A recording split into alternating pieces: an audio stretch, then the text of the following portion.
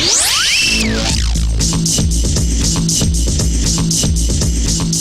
listening to the Nintendo Powercast. Here's your hosts, N64 Josh and Destinaut. What's happening? Welcome to episode 21 of the Nintendo Powercast. I'm your host, N64 Josh, and I have a very under-the-weather Destinaut with me tonight. What's up, my man? I'm dying. No, stay away from the light, bro. Don't go into the light. If you see light, Walk go the away. other way. The other way. You gonna make it? Yeah. Other than being super sick, doing all right. Yeah, we just got to hang out together like 4 days ago. Yeah, it was pretty cool. It was fun. We were looking for retro Nintendo games, man. We found some good ones. We even found some good ones, yeah. Really cool shop that we might even have the guy come on as a guest and talk about some old school video games. Like this guy was telling us, he's like, oh, I remember when Castlevania 2 and Bionic Commando came out at the same time, same day. And he's like, my wife said, you can get one because they're $40. And he went to like Toys R Us and he's like, oh, there's our Sears. I can't remember what he said. Or no, what was that store?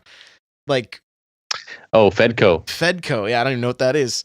And he's like, it used to be down here. It was like a Target, but then you'd have membership like a Price Club or a Costco. I see. Interesting. Yeah. So he's like, but I saw Bionic Commando, and I was like, you know what? I'm buying both of these. And so he heads home, and she's like, you bought two of them? That's what he said anyway. And he's like, yeah. And then he ended up beating Castlevania the first day and beat Bionic Commando the second day. And she's like, $80 on 2 days. But yeah, he had some cool stories between like you said, like, you know, buying games, finding games, smuggling games across the Mexican border. Oh, that was hilarious. He had some stories, so it'd be really cool to get him on here just to share his gaming past, because it supersedes most of us by quite a few years. Yeah, he was saying he went into Mexico and found a bunch of sealed copies of Little Samson and like Panic Restaurant, I think, was another one, which are very rare NES games, sealed. So he bought a bunch of them. Comes over the Mexican border and they're like, why do you have all these games? And his wife just looks at the border patrol and goes, we have lots of kids. And the guy just laughs and lets him through. So pretty good stuff. But Prime Griffin, what's going on? Guys, we do this show live Tuesday nights, 9 p.m. Pacific Standard Time. Tonight's going to be a short show. Yeah, ish. Because Destinaut's so under the weather. We're going to just talk real briefly about ARMS, Splatoon, and kind of my flight back and my adventures with the Switch, because it was pretty fun. And so we do this live, twitch.tv/The Loot Cave. This podcast is part of thelootcave.com, where we cover all kinds of gaming news. We're big Destiny fans, so we cover that as well. And guys, we're looking for contributors. So if you would like to get involved with the Loot Cave and be able to promote like your YouTube channel and that kind of stuff in the posts that you write, let us know. Hit me up on Twitter at N64Josh, or hit up Destinaut at Destinaut TLC. Stands for the Learning Channel now at this very moment. But yeah, let us know. And for those of you that are here with us live, thank you so much. We appreciate you. And Destinaut, you got to play 1-2 Switch. I did. First time. What'd you think? Well, I'm glad I didn't buy it. But I think we as in you and I have a very different approach to the game. I don't know if the approach is the right word.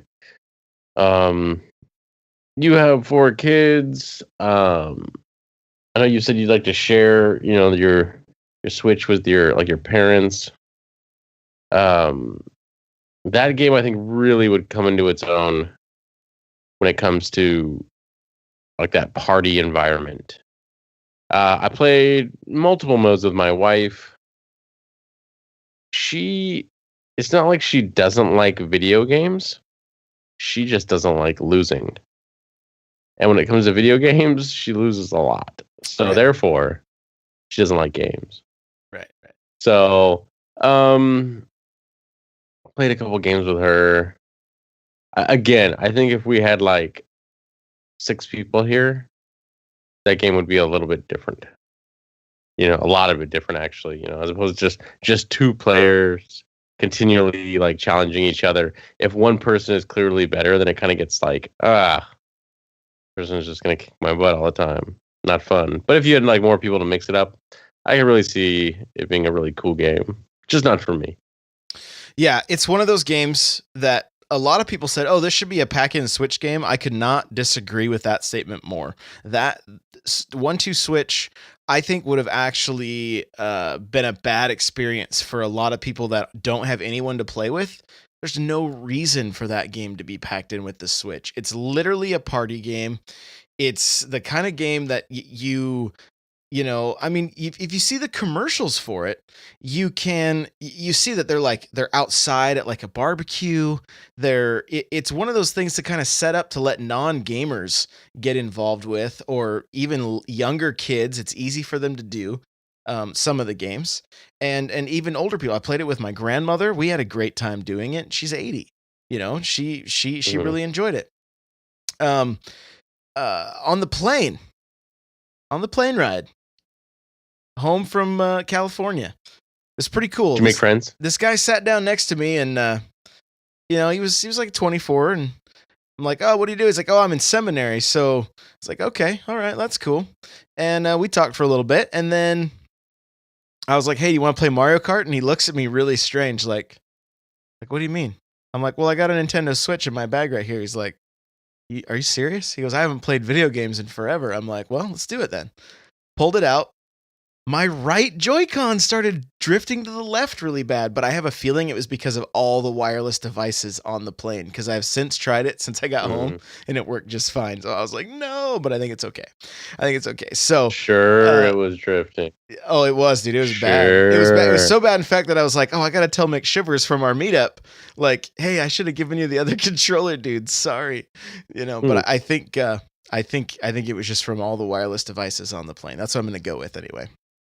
But I pull it out. We set it up on his tray table, and we just went for it. We just started doing versus modes. I was like, "Hey, pick the tracks you want." I gave him player 1 and just said, "Go for it." And so, we had a good time. We threw some bots in the mix because he's like, "I haven't played in so long." We just did 50cc and his buddies were sitting across the aisle, and they were like, "Oh my gosh, are you serious? You're playing Mario Kart right now?" They were kind of jealous, And but then I pulled out 1-2 switch, because like we got our drinks or whatever from the the drinks and snacks and stuff, and so we finished that up, and then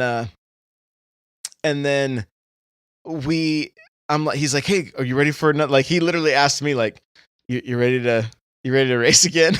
And I was like, "I am, but I need to show you something else first." And I put in 1-2 switch, and I showed him the ball count, and like just watching his facial expression when he was like feeling the balls roll around in the box was like, whoa, it was really cool seeing him react to that. And we did a few other of the games. It's kind of hard on a plane to do a lot of those games. We did a handful of them, and then we switched back to Mario Kart.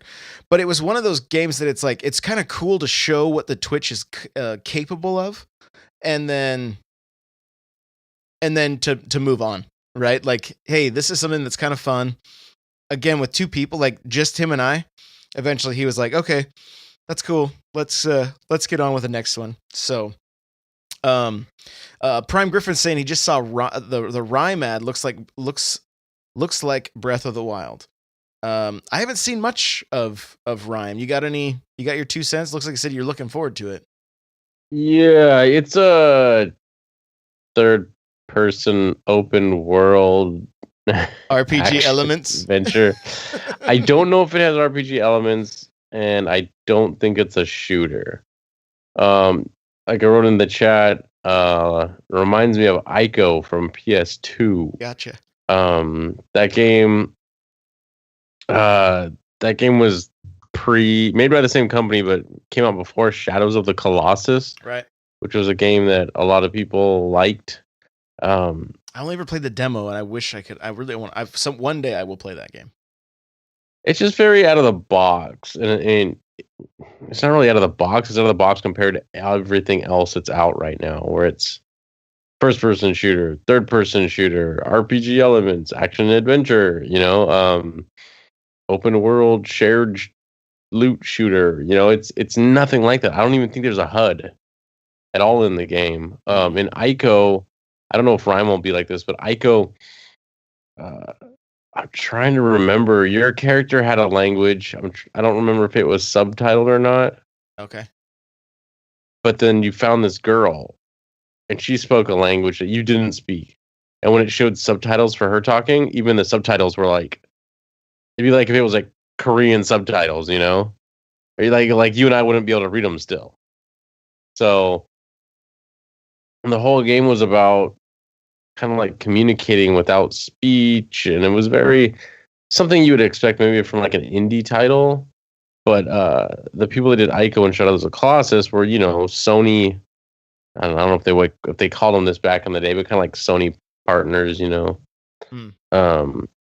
type of thing, first party developers. So it seems like a cool game that you can, just like those old games. It's like you could pick them up, run around, maybe do one. It was very puzzle centric, there was like dungeons that had puzzles that you had to push and pull blocks, stuff like that. I just from looking at it, not knowing too much about it, it looks like it could be like Zelda Breath of the Wild minus the combat. Okay. Interesting. So no swords. Not that I know of. I haven't seen one yet, but who knows? Maybe they're saving it. Yeah. So we had a direct this last week from Nintendo.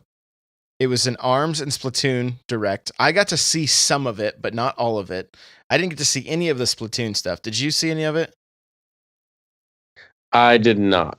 Yeah. All I heard from you is that there's going to be a campaign. That's what I've gathered from listening to some other podcasts and stuff. So I don't want to get too into it since we're kind of uninformed on it at the moment. But it kind of gives a little bit of backstory, and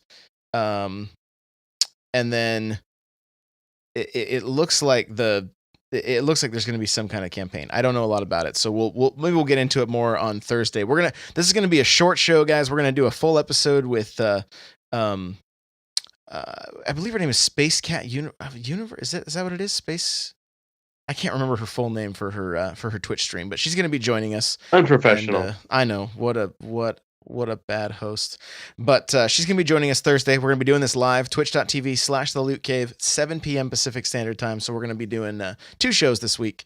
I believe it's Space Cat Universe is her Twitch handle. And so, we got this direct. We got a lot of info on ARMS. And the more I watch ARMS, the more I am excited about this game. It looks like it's going to have quite a bit of depth. I'm very curious about the motion controls. I know when we all saw it initially, we were like, oh my gosh, this is the Nintendo gimmick. Why are you doing this? And now I'm really wondering if it's going to be, I wonder if it's going to be as deep with the motion controls as it is with the controller, and what the preferred playstyle is going to be. And, I mentioned it before, like, because Nintendo is selling that accessory that adds batteries, it makes me wonder if most people designing this game, like the programmers and the testers and everything, are like, no, I need to play this with the Joy-Cons in my hand. And so, if that's the case, I mean, it could be a ton of fun. It could be a ton of fun. It looks like it's a chess game. It looks like it has, elements of like Street Fighter 2 and that kind of thing, where you've got to, you just, got to be able to dodge and block and all that kind of stuff.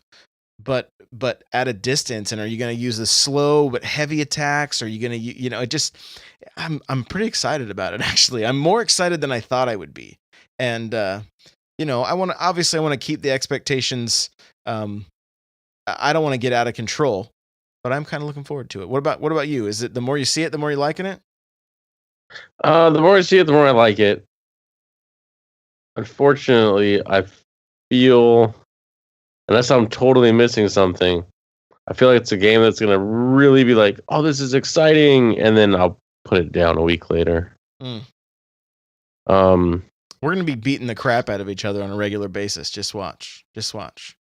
oh yeah, I mean, like, I'm not saying I won't have fun with it. The thing about it is it's very weird. And I don't know if that's just the trend with gaming right now. Like where it's like they're very exciting. They get you very excited. I guess people would call that the hype. They get you very hyped. And then once you get into it, it just kind of it seems a little flat, you know? And it's like whereas games like Street Fighter 2, I've played that game so many times and so many iterations of it, yet I still love playing it. It's like why hasn't that game like done the same where it's like I played it, it was exciting, it was fun, and then it's like, I don't really care about this anymore. You know, it's I don't know if it's one of those like less is more situations, you know, where it's literally two dimensional. I know Street Fighter over the years has gone like 3D, that whole 3D 2D thing, and they even had I think like I don't know if it was Street Fighter or not, but fighting games have had various forms of like 3D implemented over the years. But Street Fighter 2 is it's just two dimensional.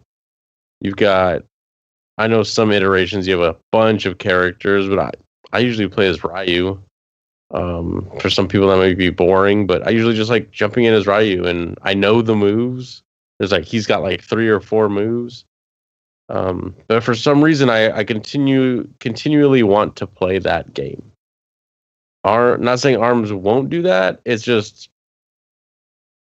I'm kind of skeptical, you know. Yeah, there's nothing wrong with that. I mean, we gotta wait and see. Yeah. My hope is that it's like that. It's my hope. It's like it's the Smash like the Smash effect, where it's like casuals can jump in and play Smash and have a good time doing it. But then if you watch high level play of that game, it's like, wow, I did not realize the depth that was involved in this game. And I hope that ARMS can do that same thing. I hope that it's able to pull it off, and that we want to keep playing it, that we want to get better at it, and that it's not just the like, oh, this was fun for 2 minutes and now it's going to go up on the shelf, you know. Yeah. And I have a feeling that the like motion controls may be one of those things that it's like, yeah, here's the gimmick or whatever. It's fun to do as like a party game, but when I'm sitting down in my office streaming this game, it's going to be like, okay, like get let it go deep, you know, and try to get better at it, and just play the chess game, and that's my hope anyway. So, we did a little bit of game hunting this weekend. I got Bad Dudes and Bionic Commando, which was really cool. Like we said, we talked about just finding some really cool shops and whatnot. We also went to an arcade and we played some Street Fighter.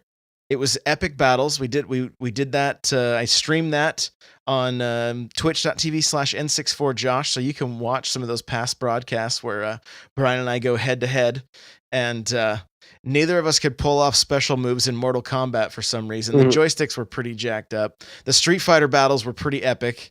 So, I mean, that alone is going to get that's got me excited about Street Fighter 2 coming to the Switch, just so that so you and I can go at it. And I really hope, the one thing I'm hoping about Street Fighter 2 on Switch, I hope there's a way to like set up a lobby and have people basically put their quarters up, because on the 360 when the first Street Fighter came out, your little gamer tag, or your little avatar was the head of a quarter, and you would place it on the screen so you could see when somebody came into the room and put their quarter up for I got next. So I hope there's something like that, because that would be great. But Street Fighter's kind of getting it's kind of getting some mixed reviews. Some people are saying for the price, it's not necessarily worth it, that it should have come in a little cheaper, that it's just used assets from the Super Nintendo and then the 360 PS3.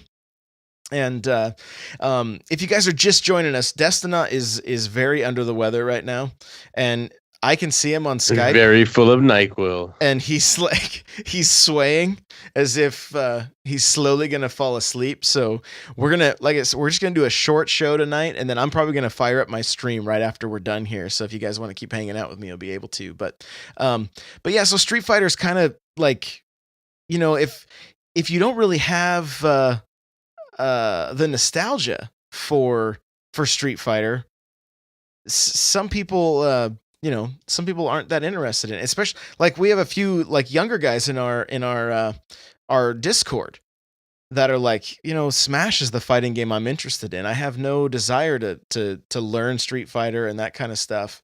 And but I mean, dude, we were playing this game when we were like 10, right, or younger, and just like loving it. So I don't know, is it going to be a pickup for you? Street Fighter 2? Yeah. Oh yeah. I'll be picking up the physical disc for that one. Nice, dude. Yeah, and so you mentioned like the nostalgia. Maybe a little bit is nostalgia for me, because like the new mode, the first person, you can use the Joy-Con kind of like as VR handsets in a sense, where it's like you can actually do the fireball move, and it does the fireball, and then you get the uppercut. I don't know if it lets you do the kick, the spinning kick. And I think you can only play as Ryu. That's all I've ever seen footage of is Ryu.